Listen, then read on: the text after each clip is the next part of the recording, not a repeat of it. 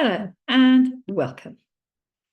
We're going to talk about debt management and financial planning during the menopause. So, why would we want to talk about debt planning during the menopause? What has it got to do with anything? You see, the thing is, the menopause can throw us a few curveballs. Remember that as a female, 51% of the population are female. All are going to go through menopause at one time or another. Be that natural menopause, or be that a induced menopause, which can be medical reasons, it can be surgical reasons. But what can happen during the menopause or the menopause transition? Because let's get this sorted in our heads. Oh, not sure what's going on there. Let's get this sorted in our heads. Menopause is a transition. Okay. You'll be in premenopause and you'll be having normal periods. You then get to the perimenopause. Now, that is when we have this hormonal shit show. That's when the roller coaster starts. And that's when we have all these major symptoms starting, when you don't know what you're doing, you don't know where you are, you have the hot flashes, you can't sleep at night, self-confidence takes a dive. That is because your hormones are packing up and they're doing one, and your brain can't cope. Now, obviously, that's going to affect how we behave. Now, we're quite good at being empathetic and sympathetic when teenagers are going through puberty. That's when these hormones are starting to surge, they're starting to work. We don't seem to be so empathetic, sympathetic, and understanding when we go through perimenopause. It's just an age thing. Well, yeah, ish, because it's not always associated with an age thing, but it can be quite catastrophic and debilitating to many. 1 in 4 women consider leaving the workforce, changing their work directive due to menopausal symptoms. 80% say that menopausal symptoms impact their working capabilities and abilities. And we're also seeing that women's pensions are more likely to be adversely affected than men's. Now, be that due to menopause, be it due to the circumstantial personal circumstance, but women do not seem to have such a good pension prognosis. We will come to that. So, what are we going to look at today? We're going to look at debt management. None of this is going to be in great detail. I am not a financial planner, so I'm not going to talk to you about that, but I will talk to you about how you can plan your finances, how you can look at reducing your debt, how you can build wealth, because we can still build wealth. We might be getting on, we might be clocking on a little bit, but we can still build wealth, and the need for planning for those unexpecteds. So who am I? My name is Tracy Montgomery. I'm an older single parent to one absolutely amazing daughter. She does give me, she's had her struggles, she has her struggles, she will continue to have her struggles. She's not like most young ladies, because she is a young lady now. She has medical issues of her own to carry around with that make her life more complicated than others. And what do I know about menopause? So there's my daughter on her puberty journey. Boy, she had a puberty journey. Oh, yeah. She has extreme symptoms when it comes to her periods. She has shaking, she has pain. We have baths at 3 o'clock in the morning, which is great when you've got to get up for work the next day. And then there's me going through menopause, and guess what? My symptoms were pretty similar. They didn't last quite as long because I ended up going to a gynecologist. 2 ends of the hormonal roller coaster, pretty similar symptoms. But I also have the brain fog. You might notice as I do this presentation that I'll forget things every now and then. I've got a weird symptom that started recently that I'm now had to go for tests for today, blood tests, that I've got either it's like a motion sickness, a vertigo, a labyrinthitis, something along those lines. And I think I'm moving all the time. It's a bit weird. So I sort of zone out every now and then because I'm riding a wave or something weird. And the other thing about my menopause is mine started in my mid-50s. When I got to my gynecologist, the gynecologist said to me, and this is a female gynecologist, I should be out the other side. And let's talk for a minute about that out the other side. There is not really an out the other side. We've had premenopause when things are normal. We hit perimenopause, you know, that hormonal shit show that we've already talked about. And then you go into postmenopause and you stay in postmenopause until there's no more you. So even when you've gone through the hormonal shit show and you've been that without periods for a year and everyone thinks, yeah, everything's settling down. Don't believe it. You can still get symptoms. They may not be as extreme, but you're in postmenopause, so there are still things you need to consider. So I'm sorry, all you ladies out there that go, I've been through that. I've got that badge of honor. No, you're in postmenopause. So sorry to call you out.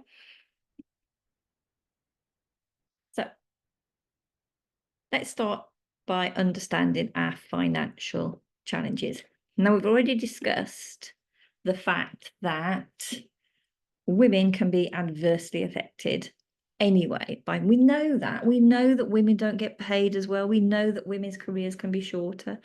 We also understand that women can take career breaks. Why do women take career breaks rather than men? Because women are the carers.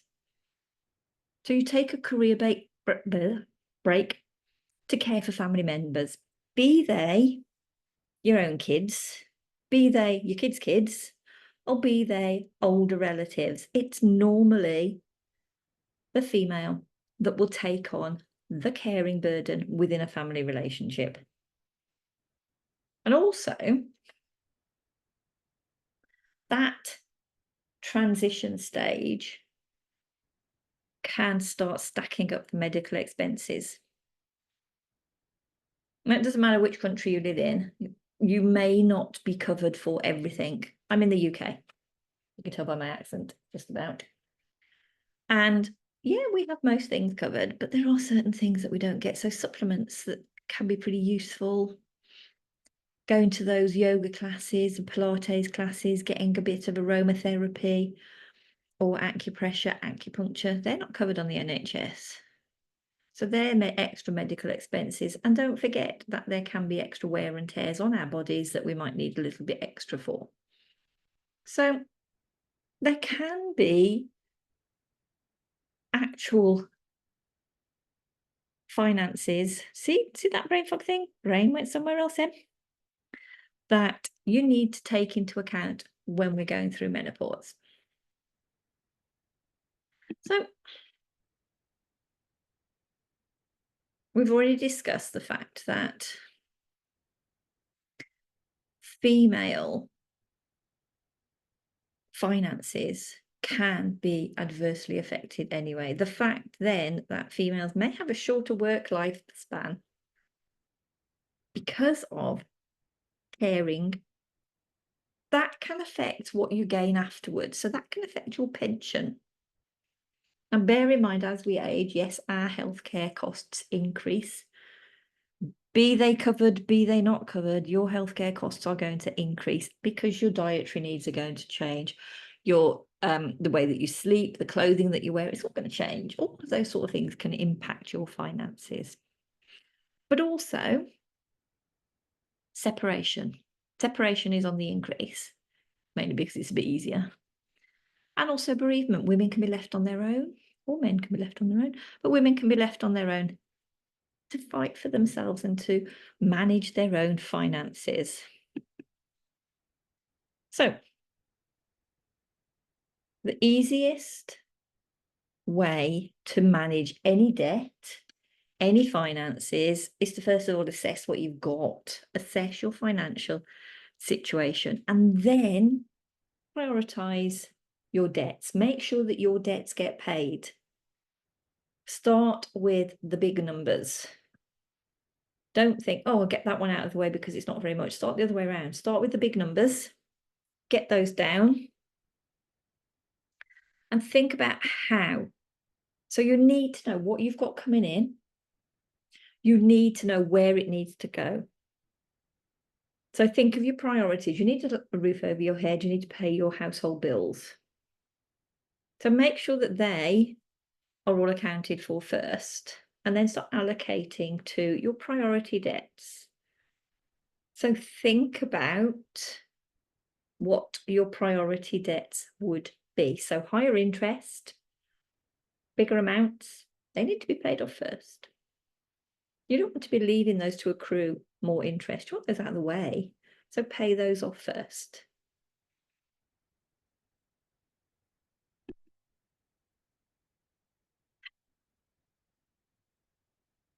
But whilst we've got that going on, we could look at bringing more in. Bring more money in. Now we're in a time where we can. We have this wonderful tool that you're watching me on. We have the internet. We have at our fingertips various social media platforms that we can utilize to bring in a side income. There are a myriad. I can discuss a few that I'm involved in, but these need to align with you, your interests, and your lifestyle. So you may still be working, you may want to have more money coming in, but the fact that you have other commitments and there's only so many hours in a day may mean that you don't want to get another job. So you don't want 2, 3 jobs, because that is exchanging time for money. You might want to see if you can look at gaining an income from different ventures. So you can see on the screen that it says travel membership. We'll talk about it in a little bit more detail, but I'm part of a travel membership. That membership means that I get reduced travel. I get a reduction on luxury goods because, let's face it, guys, we still want our luxuries, but I can also get an income from it. Everything we do nowadays is a membership. We pay for Netflix, we pay for Amazon, there's coffee memberships, there's wine memberships, there's memberships, your Kindle, oh, that's through Amazon as well, same thing.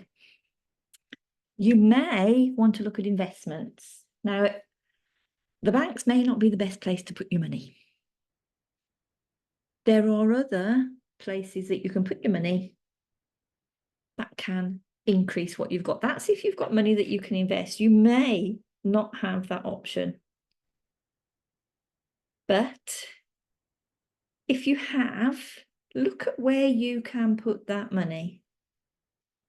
Don't just leave it to sit in the bank or under the mattress. Make sure that that money is working for you. Saving and budgeting. So we've already discussed. You need to know how much you've got coming in, and you need to know how much needs to go out before you can look at anything else. Now, there are so many simple strategies that you can use to make the money that you've got to spend on you go a little bit further. Now, I've discussed that you can have income coming in, but whilst you're waiting for that income to accrue, or whilst you're in need of something else, there are different ways that you can look at stretching your income. Simple things like new to you clothing. I know. Batch cooking. I know it sounds really weird. Why am I talking about batch cooking? Because you cook it, you shove it in the freezer, and then it's done. And then you look into the freezer and you go, oh, look, I've got all these meals. I don't need to go and buy anything. It's amazing how it works. And that works especially well when there's not so many of you around. So if there used to be 4, 5, 6 of you in your family home and you're still cooking for 4, 5, 6 of you, freeze the bits that you're not using and then you've got them for later. That means down the line, you've got food to eat. Look at things that you can cut the expenses on. Now, we always talked about cutting your daily coffee. Now, I live in quite a rural area, so to be able to go to a coffee shop is a big, it's not on my way to work type of thing. So that wouldn't be something that I would be looking at cutting because I haven't got it there, but it may be for you. There may be, we've talked about memberships that are useful to you. Look at the memberships that you've signed up for, because I can guarantee you've probably got memberships that you've signed up for that are of no longer any use to you. So why not cancel those and put that money into something that is more useful for you? Simple things. Track it, keep an eye on it. Start looking at what your healthcare expenses could be that are not covered by your insurances, by your health boards. Look at them. There are added extra expenses that can be due to the menopause. That might mean that you've got extra clothing to take with you to work. I mean, I know it sounds really simple, but instead of one outfit, you might need 2 or 3 work outfits to take with you, because those hot flashes can cause embarrassing moments. You might want to think about your food that you take with you, the type of food that you take with you, because you might want to change your diet a little bit to make things a little bit easier for you. So start looking at putting that into a separate health fund. We do things like holiday funds, so why don't we do a health fund? A bit more sensible, wouldn't it? So things that are pretty useful. And we may need to look at what our insurances are and what they cover. So at this age, we might be looking at, dare I say it, funeral coverage plans, because the cost of burying somebody is quite expensive. Doesn't matter what country you're in, it is quite expensive. So you might want to look at a funeral plan to cover those costs so that they don't come out of whatever it is that you're leaving behind, or your family have to find them. And make sure that you review any insurance policies that you have so that they are up to date and they're doing what they can for you. So I've talked a little bit doom and gloom now about menopause, but menopause can be a new opportunity. It can be a time of self-reflection, re-evaluation. So lots of things can happen at this time. We've already discussed how you're changing. Your family dynamics may change. Your personal dynamics may change. And so might your career dynamics. You've built up this huge bank of experience and expertise. Do not tell me that you've got to this age without having some knowledge behind you. Okay, we've all seen those TikToks where they ask stupid questions that people don't know. But you'd have built up a bank of expertise, skill set that you can use and utilize. Forgotten skills.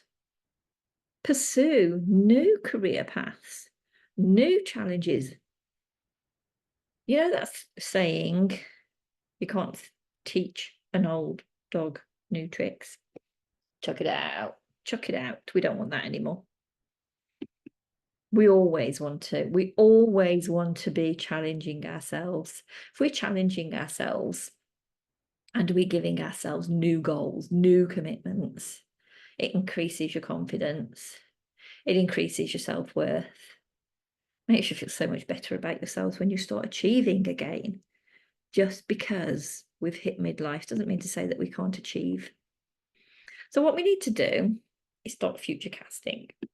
We need to start planning for our retirement. We need to start looking at our future financial stability. If our finances are stable, our brain health is improved. Financial security reduces your stress. You don't have to think about paying the bills if you can increase your overall financial stability. So, what do we need to do? There's growing evidence that women over 50 are finding themselves on their own. We discussed it earlier. Now, this is the way that society has changed, and this can lead to totally different financial map than you'd actually planned.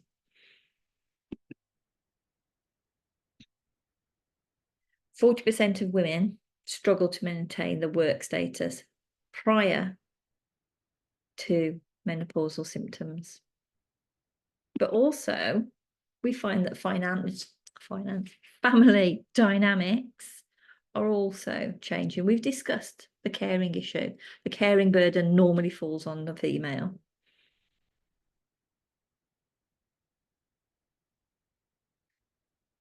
But not only can women have that increased caring burden, they've already had time out to look after their own kids, may also now have caring needs for older family members, which means that less time for you, less time for you to repair. So,